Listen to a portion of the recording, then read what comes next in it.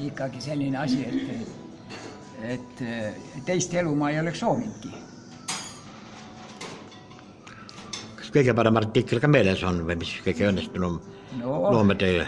Neid paljusid on, väga paljud on, mitte üldse artiklid ei ole, vaid ka on ju isegi võiks öelda, et nad on žanrite viisi laiali jaotatud ja neid on väga palju ja ma olen väga palju tõlkinud väga palju, tõlketööd teinud ja eks see ole ka loominguline töö ja mõnikord päris keeruline ja raske. Eriti kui ma hakkasin tõlkima Bulgaaria kirjandust.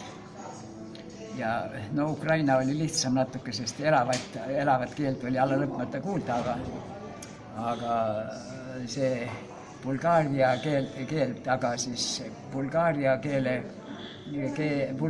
riik hoolitses ise, et neid keeleoskajaid koolitatakse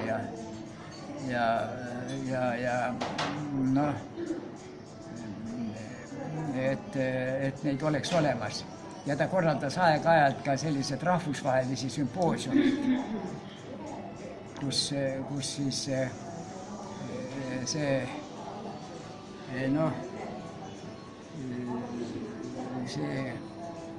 kus siis kutsuti kokku üle maailma neid inimesi, kes kas tegelesid või olid juba alustanud tõlkimisega või olid staarsikad tõlkijad ja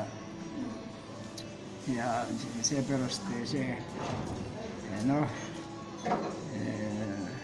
seepärast nad pakkusid huvi.